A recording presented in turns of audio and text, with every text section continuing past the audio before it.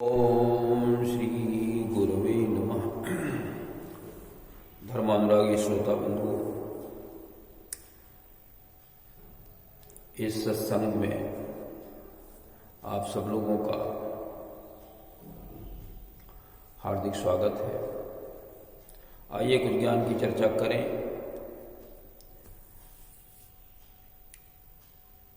उससे पहले गुरु वंदना करते हैं। ओम गुरुर्ब्रह्मा गुरुर्विष्णु गुरुरेव महेश्वर गुरुरेव परब्रह्म तस्मै श्री गुरवे नमः। अखंडमंडलाकारं व्याप्तं येन चराचरं तत्पदं दर्शितं येन तस्मै श्री गुरवे नमः। मातृवत लालयित्री च पितृवत मार्गदर्शिका नमो अस्तु गुरु सत्तायै श्रद्धा प्रज्ञायुदाचया। ओम श्री गुरवे नमः। भगवान श्री कृष्ण जी का ध्यान करें। ओम वसुदेव सुतं देवं कंसचाणूरमर्दनं देवकी परमानंदं कृष्णं वंदे जगद्गुरुम्। ओम श्री कृष्णाय नमः। सद्बुद्धि के लिए परमात्मा से प्रार्थना करें कि हमारी बुद्धि को सन्मार्ग की ओर प्रेरित करें। हिंदी में इसको इस प्रकार कह सकते हैं हम, हे विश्व के स्वामी प्रकाश रूप परमात्मा, हमारी बुद्धि को सन्मार्ग की ओर प्रेरित करें। वेद मंत्र के रूप में हम इस प्रकार कहते हैं, ओम भूर्भुवः स्वः तत्सवितुर्वरेण्यं भर्गो देवस्य धीमहि धियो यो नः प्रचोदयात्। हम स्वस्थ रहें, इसके लिए त्र्यंबकम से प्रार्थना करें कि हमारा जीवन निरोग रहे। ओम त्र्यंबकं यजामहे सुगंधिं पुष्टिवर्धनम् उर्वारुकमिव बन्धनान् मृत्योर्मुक्षीयमामृतात्। त्र्यंबकं भगवान की जय। पिछले दिन हम चर्चा कर रहे थे कि रावण ने जबरदस्ती सीता को अपने रथ पे बिठा लिया और आकाश मार्ग से वो सीता को लिए हुए जा रहा। सीता जी विलाप कर रही हैं और कहती हैं, हे प्रभु, आपकी तो मेरे ऊपर बड़ी कृपा रही है, लेकिन आज आप प्रभु हमसे आप दूर हो गए और विलाप करती चली जा रही है। रावण इतना भयभीत है कि उससे रथ हाँका नहीं जा रहा। और जब सीता जी को हरण के लिए गया तो कुत्ते की तरह इधर उधर झांकता देखता जा रहा है। तुलसीदास जी ने भी लिखा भी है कि जब कोई व्यक्ति कुमार्ग पर चलता है तो उसका तेज, बुद्धि और बल सब क्षीण हो जाता है, वो एक कुत्ते की तरह हो जाता है। लिखा है कि इमि कुपंत पग देत खगेशा और रहन तेज तन बुद्धि बल लेशा। सब समाप्त हो जाता है।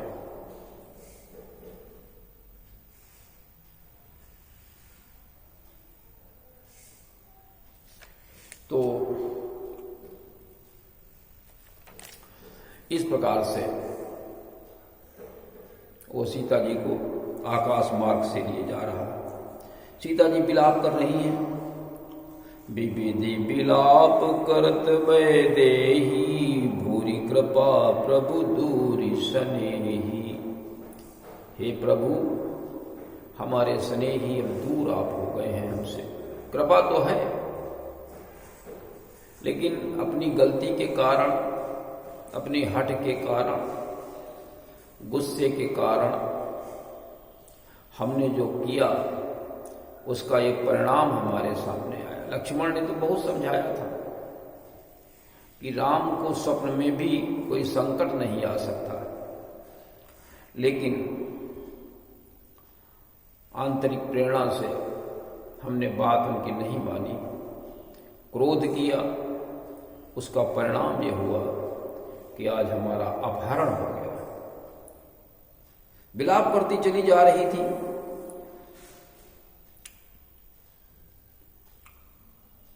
तो बूढ़ा जटायु गीधराज उसने सीता जी को पहचान लिया कि ये रघुकुल पुत्र की पुत्र वधू है, उनकी नारी है, राम की पत्नी है। गीधराज सुनियारत बानी और रघुकुल तिलक नारी पहचानी। रघुकुल तिलक श्री राम जी की पत्नी है, उसने पहचान लिया, क्योंकि पहले इससे मुलाकात हो चुकी थी राम, सीता और लक्ष्मण से गीधराज की, तो उसने पहचान लिया। लेकिन उससे रहा नहीं गया और कहा सीता से कि भय मत करो, इसको भी हम नष्ट किए देते हैं। एक पक्षी की हिम्मत देखिए आप। हम आप सब लोग देखा करते हैं, लेकिन हिम्मत नहीं जुटा पाते रक्षा करने के लिए, कितने कमजोर हैं। और एक पक्षी, उससे सहन नहीं हुआ और उसने उस पर धावा बोल दिया। वो क्या कहता है, सीते पुत्री कर सृजनि त्रासा, ओ करिहूं जातु धान कर नासा। हे पुत्री, हे सीते पुत्री, भय मत करो, अभी हम इस राक्षस का नाश किए देते हैं। करिहूं जातु धान कर नासा, इस राक्षस का भी हम नाश कर देंगे, इसको हम मार डालेंगे। और वो रावण पर टूट पड़ा, जैसे किसी पहाड़ के ऊपर वज्र छूट रहा। इतनी ताकत से उसने हमला कर दिया रावण के ऊपर। देखिए,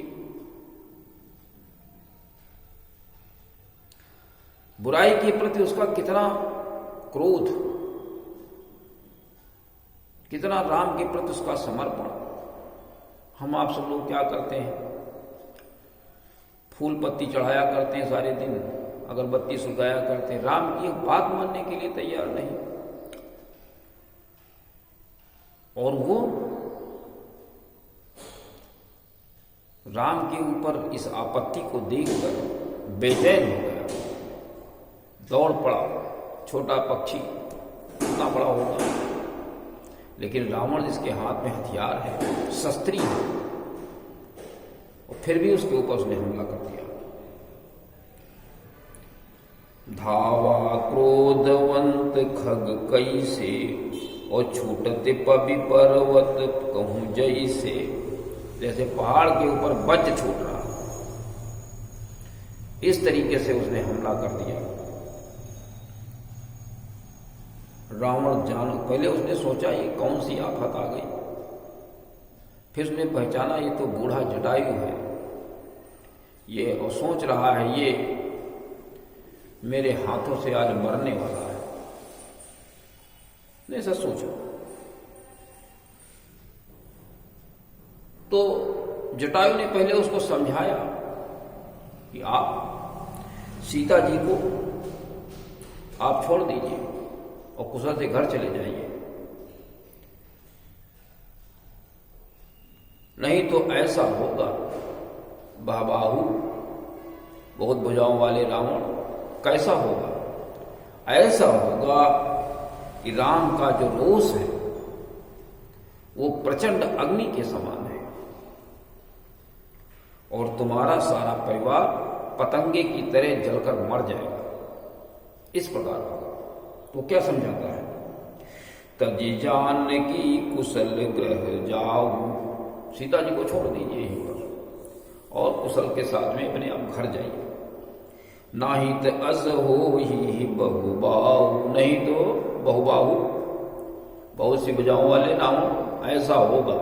कैसा होगा? राम रोष पावक यति घोरा, राम का जो रोष है वो प्रचंड अग्नि के समान है।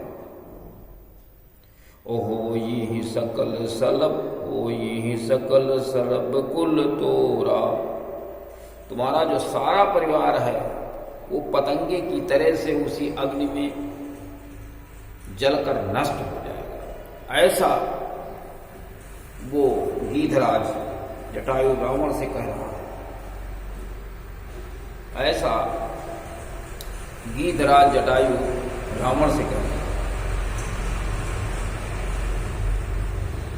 उतरुण देत दशानन जो था और तब ही गीत दावा करी क्रोधा, उसके मुंह से आवाज नहीं निकल रही रावण के मुंह से, क्योंकि वो चोरी कर रहा था, गलत पथ पर था, कुपथ पर था, चोरी किए करके हरण किए लिए जा रहा था। तो उसको उत्तर देते नहीं बनता, क्योंकि उसने वो भी जानता था कि मैं गलत कर रहा हूं, उत्तर नहीं दे पा रहा था।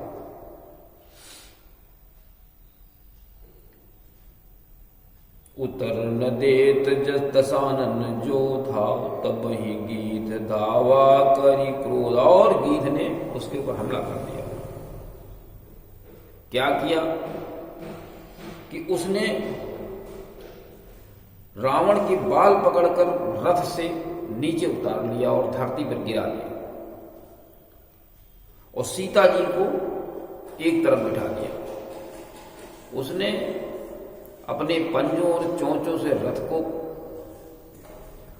आकाश से जमीन पर गिरा दिया, रावण को जमीन पर गिरा दिया, सीता जी को अलग बिठा दिया और फिर दौड़ा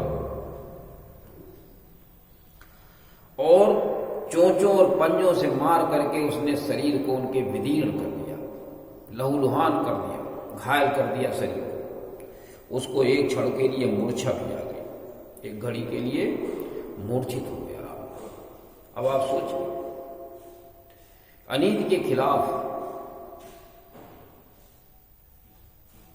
गीधराज कितना आक्रामक हो गया। लिखा है तुलसीदास जी ने कि धरि कच बिरत की न मही गिरा, सीता ही राख गीध पुनि फिरा। सीता को बिठा दिया, फिर दौड़ा और चोचन मारी विदार सिद्धि, ओ दंड एक भई मूर्छाते ही। उसको मूर्छा आ गई। जब मूर्छा से उसकी हटी तो उसने सोचा कि अब बगैर इसको मारे काम नहीं चलने वाला है, हम सीता को ले नहीं जा सकेंगे। तो उसने अपनी तलवार निकाली और गीध के दोनों पर काट दिए। अब जब गीध के पर कट गए, उड़ने वाला ही नहीं रहा, जमीन पर गिर पड़ा। अब गीध के पर ही सब कुछ होते हैं, मनुष्य के जैसे हाथ सब कुछ होते हैं, हाथ काट दिए जाए मनुष्य बेकार हो गया। उसी प्रकार पक्षी के पंख ही सब कुछ होते हैं। तो रावण ने जटायु के पंख काट दिए। काटे सी पंख गिरा, पा काटे सी पंख पराख गधरनी, ओ सुमिर राम करी अद्भुत करनी। राम के अद्भुत करनी को सुमिर करके, अद्भुत माया को सुमिर करके वो जमीन पर पड़ा और राम राम कहने लगा।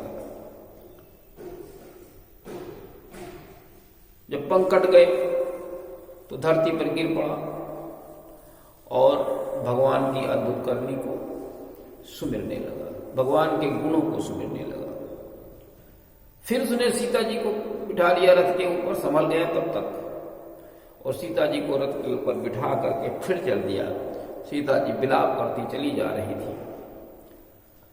देखा रास्ते में कुछ बानर बैठे हुए हैं पहाड़ के ऊपर, तो उन्होंने अपने राम हरि नाम कह के, भगवान राम कह करके, नाम कह करके उन्होंने अपने वस्त्र डाल दिए। यद्यपि वानर लोग चाहते, उसमें अंगद थे, उसमें हनुमान जी थे और सुग्रीव थे और उनके थे, चाहते तो रोक सकते थे, लेकिन राम से उनका कोई परिचय नहीं था, तो इसलिए उन्होंने उसमें विघ्न नहीं डाला उसके रास्ते में, और वो वस्त्र उठा लिए, गहने वस्त्र डाले उन्होंने, तो उन्होंने उठा करके रख लिया। तो ये देखा ये रावण एक किसी स्त्री का अपहरण करके लिए जा रहा है और विलाप कर रही है। गिरि पर बैठे कपिन निहारी, ओ कही हरि नाम दीन पटडारी। उन्होंने आभूषण और जो कुछ भी था, वस्त्र थे, वही उन्होंने डाल दिए जो कुछ उनके पास रहा होगा। रहा ही क्या होगा, जंगल में रह रही थी, क्या रहा होगा। तो आज इस कार्यक्रम में देखिए कई बातें जानने योग्य हैं कि पहली चीज तो यह है कि गुस्सा करना, अपने किसी सहयोगी की बात न मानना, ये हमें खतरे में डाल सकता है। दूसरी चीज, अनीति के खिलाफ लड़ना, ये प्रत्येक व्यक्ति का कर्तव्य होता है। अनीति हो रही हो तो उसको सहन न करें, दूसरे के ऊपर कोई आपत्ति आ रही हो उसकी मदद करें। देखिए छोटा सा पक्षी गीधराज, जो कि एक बहुत बड़े योद्धा से लड़ पड़ा और उसने अपने प्राणों की चिंता नहीं। हम आप सब लोग थोड़ी सी दिक्कत परेशानी आती है तो उसको बहुत बड़ा समझ करके उससे दूर भागने का प्रयास करते हैं। आपत्ति विपत्ति आए तो उसका हम डटकर मुकाबला करें। आपत्ति विपत्ति जैसे ही आप खड़े होंगे कम हो जाएगी, दूसरे लोग भी आपके सहयोगी बन जाएंगे। अगर आप नहीं करेंगे तो ये आप मत समझें कि हमारा जीवन सुरक्षित है, हम भी असुरक्षा के घेरे में आए जा रहे हैं। ये जात महान जो है ये चैन की नींद नहीं सोने देता। राक्षसी वृत्ति धीरे धीरे बढ़ती है और अपना प्रभाव जमाकर हमारी व्यवस्था को ध्वस्त करने लगती है। तो हमें अनीति के खिलाफ लड़ना चाहिए, इससे हमें गीधराज से प्रेरणा लेनी चाहिए। और ये हमें गीधराज से प्रेरणा लेनी चाहिए। एक छोटा सा पक्षी, कितना उसके पास साहस है, और जो अनीति कर रहा हो उसको पहले समझाना चाहिए कि इसका प्रभाव आगे चल के क्या होगा, और जो भी कार्य हम करें वो पूरी ताकत से करें। जैसे जटायु जब उसके ऊपर आक्रमण किया तो तुलसीदास जी लिखते हैं कि जैसे वज्र पहाड़ के ऊपर छूट रहा ऐसा मालूम देता है। तो इस प्रकार से हम इस वक्तव्य से प्रेरणा लें और परमात्मा के कार्य में लगे।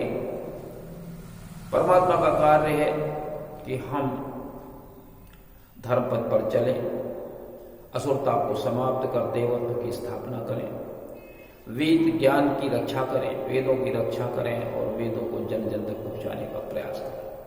तो इसी के साथ में आज के कार्यक्रम का हम समापन करते हैं। ओम शांति।